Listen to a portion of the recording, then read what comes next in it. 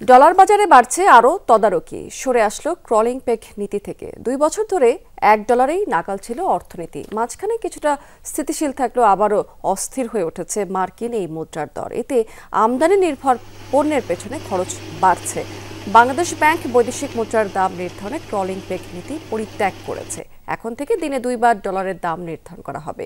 5ই জানুয়ারি থেকে প্রতিদিন 2 বার বৈদেশিক মুদ্রা বেচাকেনার তথ্য বাংলাদেশ ব্যাংকে পাঠানোর শর্ত দেওয়া হয়েছে।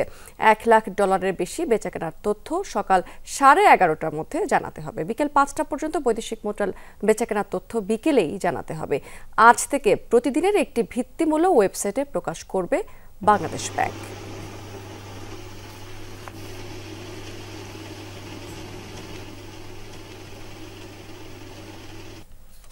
দর্শক, এই বিষয়ে একটু বিস্তারিত তথ্য জানতে চাই। আমরা যেতে চাই ব্যাংক পাড়া হিসেবে খ্যাত রাজধানীর মতিঝিলে। সেখানে আছেন আমাদের সহকর্মী আলমগীর হোসেন। আলমগীর, ব্যাংক এবং খোলা বাজারে আজকে লেনদেন আসলে ডলার কত দরে হচ্ছে?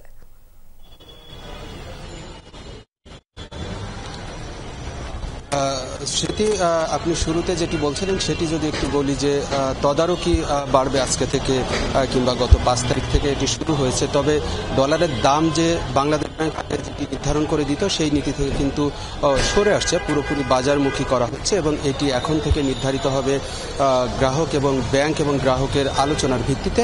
সেই তথ্যটি তারা আসলে বাংলাদেশ ব্যাংকে জানাবে আর কি, এবং সব ব্যাংকগুলো থেকে পাওয়া তথ্য ওয়েট অ্যান্ড অ্যাভারেজ করে তারা দিন শেষে আসলে এই রেফারেন্স মূল্য কিংবা ভিত্তি মূল্য যেটি বলি সেটি আসলে বাংলাদেশ ব্যাংক প্রকাশ।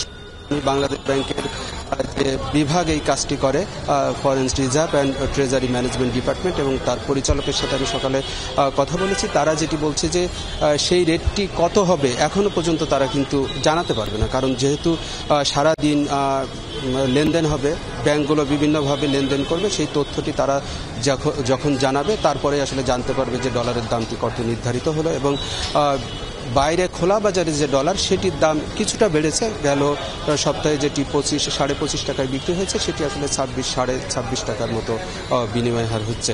স্মৃতি। আলমগীর, অনেক ধন্যবাদ আপনাকে।